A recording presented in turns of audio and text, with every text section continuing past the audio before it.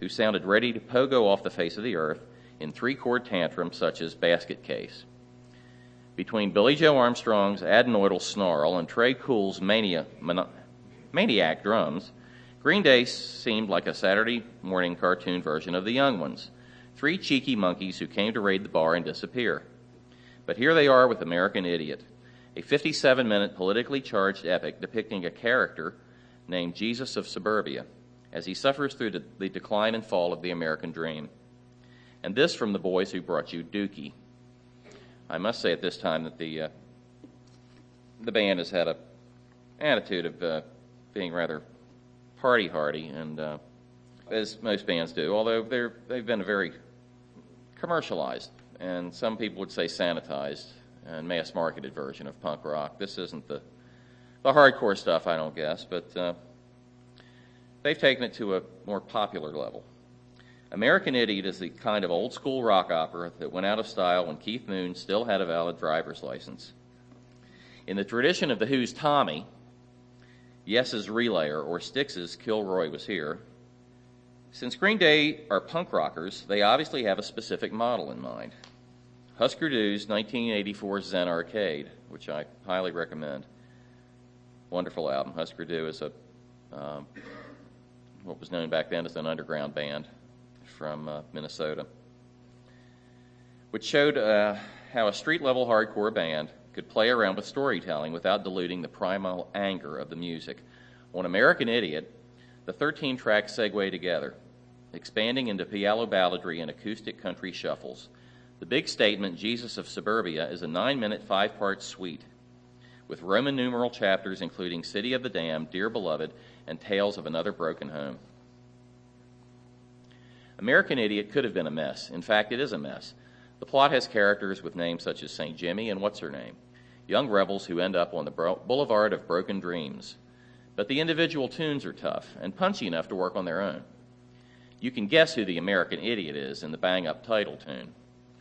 As Armstrong rages against the subliminal mind F America of the George W. Bush era, quote, "Welcome to a new kind of tension all across the alien nation." Green Day have always swiped lyrics from The Clash, even back when they were singing about high school shrinks and whores. So it makes sense for them to come on like Joe Strummer. The other Clash flashback is Are We the Waiting, a grandiose ballad evoking side 3 of London Calling. Wake Me Up When September Ends is an acoustic power ballad, a sadder, more adult sequel to Good Riddance, which was also known as Time of Your Life. If any of y'all have ever heard a Green Day song, it's probably Time of Your Life, which was an acoustic song from about 8 years ago. Even better, there are punk ravers such as Give Me Novocaine, Extraordinary Girl, and Letter Bomb, which bites off a big, juicy chunk of the cheap trick oldie She's Tight. Since rock operas are self-conscious and pompous beasts by definition, Green Day obligingly cram all their bad ideas into one monstrously awful track. Rolling Stone always has to criticize everything. I think they only gave Sgt. Pepper 3 stars. Which sounds into one monstrously awful track, the 9-minute Homecoming, which sounds like The Who's A Quick One While He's Away without any of the funny parts. But aside from that, Idiot does a fine job of revving up the basic Green Day conceit, adding emotional flavor to top-shelf Armstrong songs. They don't skimp on basic tunefulness, not even in the big other 9-minute track, Jesus of Suburbia, which packs in punk thrash, naked piano, glockenspiel, Beach Boy harmonies, and a Springsteen-style production number about a 7-Eleven parking lot where there's some mystical goings-on indeed. Against all odds, Green Day have found a way to hit their 30s without either betraying their original spirit or falling on their faces. I did bring another review, but that's a bit much, so I'm not going to read 2 reviews. We're going to listen to the song right now, and for those of you who aren't punk rock fans, bear with me. If you have a lyric sheet, but the music has something to say, so please try and keep an open mind. And it's the words. Like Bob Dylan said, it's the words, that matter. And since his time, the words, in my generation growing up, the words have mattered a lot, and a lot of us sat around listening to albums and sometimes spinning them backwards to hear things. And sometimes we did hear things really late at night. But some of them weren't there. Yeah, some of them we know weren't there, but we heard them anyway. But anyway, bear with me. And I would say, for those of you who don't enjoy punk rock, this is pretty sanitized. It's rather commercial, and the best thing about it, if you don't like it, is punk rock is short. So a lot of their songs are, a lot of really hardcore punk rock songs are 45 or 50 seconds long. This one is probably closer to 3 minutes.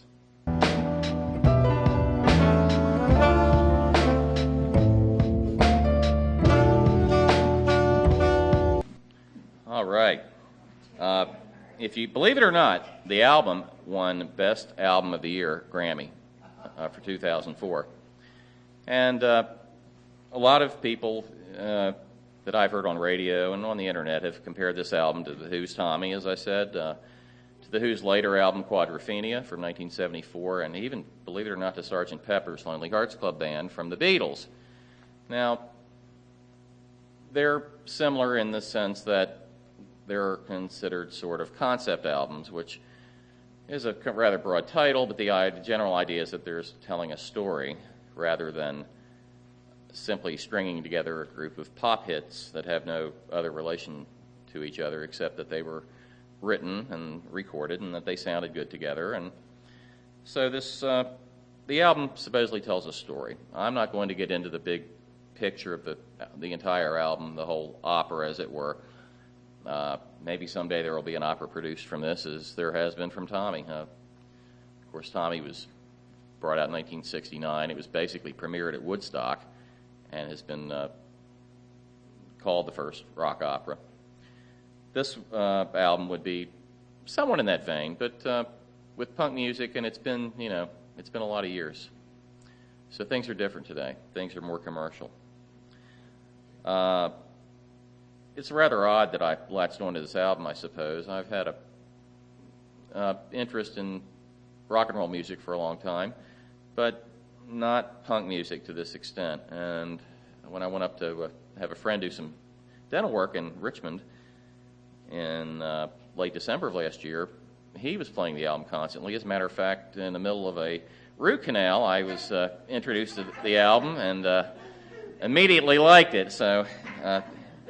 And I didn't get any. I didn't get any Novocaine, as one of the songs on the album is called "Give Me Novocaine." Well, I did get Novocaine, pardon me. And Amy got the gas though, so I didn't get any gas during the root canal. And some of you might consider that music to be appropriate for a root canal, and I can't argue with you. It certainly has a punch to it. The reason it's important to me, personally, is because I am into music. And this is obviously a poke in the eye of the establishment, and that's something I like. I'm 47 years old. These guys are in their 30s. The typical audience for this type of music is probably young men in their 20s. And, of course, the band's been around for over 10 years now, so some of those youngsters, they were in their 20s 10 years ago, are now in their 30s, so they're getting older. And band, the audience gets older. I mean, the Stones are out on tour now, and Mick is 62 years old now. Are going to be 62 this summer. So I mean, it's music has changed. It's not just it's more the perception, I think, of youth than the actual youth itself. I might say that the word idiot is not a technical term, obviously, from these gentlemen. They are not psychologists or psychiatrists who would have the ability to label someone in that way, but it's more just a pejorative, like you would flip off at anyone. A term that's used to describe people, in this case, who are too scared or too ignorant to question things that are going on today. From your lyric sheet, there are some phrases that I think are important to look at, and I'm going to go over them real quickly. And the phrases are basically 2 or 3 words, and they're the words that kind of stand out, like the first couple words in the line. And first of all, American Idiot. Who is the American idiot? Well, is it George Bush? Is it people who watch cable news? Is it particularly Fox, which is a good target for me? Or is it just people who are willing to sacrifice freedom for an illusion of security? Or is it all of us for not resisting more strongly this urge to give up our freedoms, which I think we've all seen, unfortunately, since 9/11? A lot of us are concerned about that, especially in this church, I would think. And I know a lot of you all are. Some people, I think, too many people are not. And we still live in a free country, and a great country. But, it's there's been a crackdown. And there's been a crackdown on thought and talk and action, and it's been sold as a panacea for terrorism and getting rid of terrorism, and I don't see that it's going to work that way. Down to, don't want to be a nation under the new mania. Americans are constantly kept agitated by the media, in my opinion, for its own purposes and for those of certain leaders in our country. These folks seem to have a need to keep us in a constant state of hysteria. It serves their political ends, whether you consider it to be the never-ending war that seems to be going on around the world today, or the idea that Americans, that there are certain things we shouldn't talk about, shouldn't protest about, that if we don't support the president and his agenda, this president, I might say, we certainly didn't hear it about the last one, that the world was going to end if we didn't support Mr. Clinton. It's to me a way that people are kept agitated, and it prevents them from thinking clearly, I think, many people. And of course this audience here, I would doubt that there's any who can't see through the sham. But there really are too many folks who don't pay attention and don't think about things. And that doesn't mean they have to agree with me or agree with Green Day or anybody else, for that matter. But the idea is to think and not give up your right to think, which, although that might not be enshrined in the Constitution, it's certainly got to be one of our most important rights, to use your brain. Too many people, I think, have given up that option in life and have decided to follow along. What is the new tension across the alien nation? Well, to me, it's media.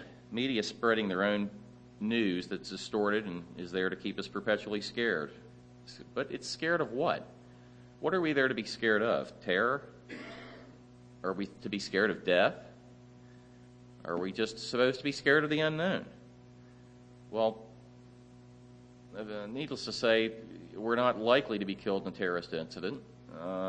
There's been a large cry from people who would be, say, first responders that, for instance, money ought to be spent locally instead of worrying about big plans and trying to prevent huge things from going on. That the minutiae are the things we need to be looking at, things that people can take care of on a local level. And indeed, there are problems that are going to be a lot easier to solve than terrorism. And I really don't think we get anywhere by creating this level of tension. Television dreams, as we move on down. Well, since 9/11, I think Americans have relied on media more than ever.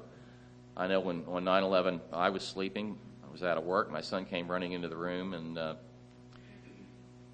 said, "Dad, I saw something on the internet," and it was just kind of went from there. And I'm sure you all had your own experiences that day with it. It was tough, and just like when President Kennedy was shot, which I was around for that as well, it was just one of those days that was filled with dread, and you knew something bad had happened, and you didn't know how it was going to turn out. There has been a bombardment by the media about themes of us versus them. Of course, that's to be expected when they are the ones who, from over there, are the ones who attack our country. And indeed, the attacks on New York and Washington are terrible, terrible incidents. I don't have to re-emphasize that to any of you all.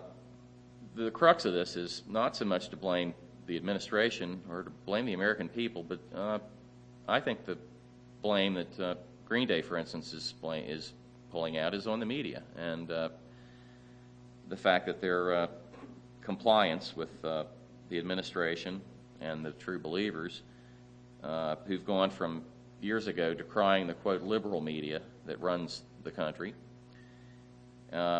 they've decided to co-opt that, like Fox News. They basically bought out the media, and the media's been corporatized these days. There's Mother Jones, and in these times, and there's a democratic thread running through the internet, of course, which lets anybody publish, including some pretty ugly stuff, I guess, which I try to stay away from. But it's out there. So perhaps that new burgeoning media on the internet, we all hear it's going to change the world, and it's going to let everyone have a voice, and, well, in a way it does, whether it's blogging or setting up your own site or whatever. But the mainstream media, what was once considered true journalism, seems to have turned into a pack mentality. You've heard that phrase many times. It seems to be all about chasing the money and keeping people scared and keeping them on high alert. Amy, my wife Amy, for those of you who don't know, her mom watches one of the cable news channels, Fox, by the way, and her mother, unfortunately, is 84 years old, and it seems to be in a perpetual state of frenzy, and especially when Fox News is on at the house. And I'm sure you all have had similar instances where you've seen it with other people. I have a very conservative acquaintance at work who told me before, well, he has to watch CNN because he doesn't get Fox News. He has to go to his father-in-law's house to watch Fox News. And I asked him, where could I sign up to not get Fox News on my cable service? I've even gone so far as to buy an anti-Fox News T-shirt, and I could have worn it today, but I think that's a little overdoing it. And indeed, the media has been bought out. A lot of the media has been bought out by people like Rupert Murdoch, by the 5 or 6 big companies that control the media, largely in the United States and largely in the world. Time Warner, Sony, MCA, Vivendi, NBC. There are plenty of places on the web if you want to read about media concentration that you can go to and learn about it. One site that I particularly enjoy for media criticism is alternet.org. That's ALTERNET.org, and quite a few progressive writers. Molly Ivins, and perhaps many of you are familiar with her from Texas, who's followed George Bush's illustrious career from that state.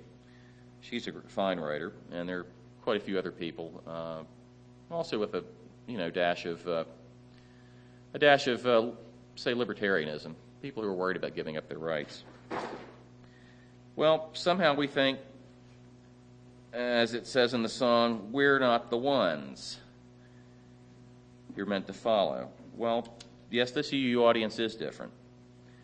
This is probably a critical group, a doubting group. Just the fact that you're here today at a UU service, I think, says something about you, that you're willing to explore alternatives. And the alternatives are probably not just those of spirituality, religion, but probably also other alternatives. And the greatest one would be alternative ways of thinking, I think. Most of us lead pretty conventional lives these days. We don't run off to protest everything we're against, and we don't, we can't drive to Washington every time something comes up, every time there's going to be a rally. Some of us used to do that in the old days, but it's, their families and things to do and jobs. The UU, though, the strength with us is the skepticism, the free thought, the intelligence, principles that allow us to turn off the programming that we're given by the media too often. I think we can see, largely this group, I think, and I think most Americans can see through the idea that they're going to, that they need to be spoon-fed what to do. Do the propaganda, age of paranoia. Indeed, we live in a media-centered world. The media is turned into a cheerleader for war and for fear. The 2004 election, I believe, shows that how candidates use the media to control those who won't or don't think for themselves. Can we really survive as a nation, as citizens, even as humans, under this largely made-up tension? Fox, CNN, the networks seem to go along willingly with this. Even, I think you all have heard about the pressure that PBS is getting from its new CEO, I suppose is the word, who's pretty hardcore and has had a lot of nasty things to say about Bill Moyers, especially, who seems to have gone on a personal campaign against Bill Moyers, who's already left the show in question now.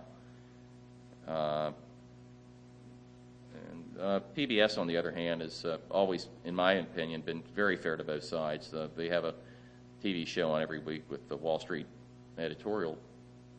Journal editorial board, which is hardly, a liberal group of people. They're very conservative. So both sides have been given a chance to get theirs across on PBS. But PBS and NPR, I think, if you've listened to them over the years, are starting to get a little bit of that pressure put on them too. Money pressure, political pressure. So the media outlets that we thought were kind of ours and kind of the alternative, that we're not going to listen to the networks. We're going to get our news from another source. We're going to get it from PBS. We're going to watch the News Hour with McNeil Lehrer instead of watching three talking heads that were on NBC, ABC, and CBS. We wanted something different. A lot of us are like that, I'm sure. I would say hardly anybody here hasn't watched PBS. Controlled by the media? Well, why is a country, especially a basically conservative people, America, I think most people in this country are basically what I would call conservative. I consider myself conservative. I've been married to the same woman for 27 years. I don't, go wild. I don't marry Britney Spears. I don't run around. Most of us live pretty conventional lives. And so I think most of us are, in large part, conservative, and we're basically interested in getting on with our lives and having people leave us alone, and we're dedicated to our families and our friends, and we're dedicated to each other here because of our commitment to the church or our interest in being here. Somehow the media has been turned into basically a brainwashing service, in my opinion. It's got prepackaged news with screen crawls and special reports and breaking news and this constant litany of war, and the channels, whether it's CNBC or Fox or CNN, it seems to be that it's seamless. It goes forever. Idiot America? What is idiot America? Well, I think it's those who fail to be skeptical of their government and and they should be expected to be labeled idiots by the others of those of us who do ask why. Why this? Why war? Is there another way? Why was this war started anyway? Was it started on lies? How can those who call themselves conservative and are in power these days, who warned us of too much government power just a few years ago, how can they now call for more government power and control, more executive branch control, more centralization of power? Were they right back then, under the Ronald Reagan era, when he said, get government off your back? Or are they right now? Or were they right both times, or were they right neither time? Well, that's a good thing to ponder upon. And I will leave you all with this quote, which has been repeated more times than you'd ever want to hear, but a short Google search last night led me to a wonderful site called Electric Ben Franklin, which is out of Philly. And I didn't much get into it, but the quote is, "They that give up essential liberty to obtain a little temporary safety deserve neither liberty nor safety." Thank you.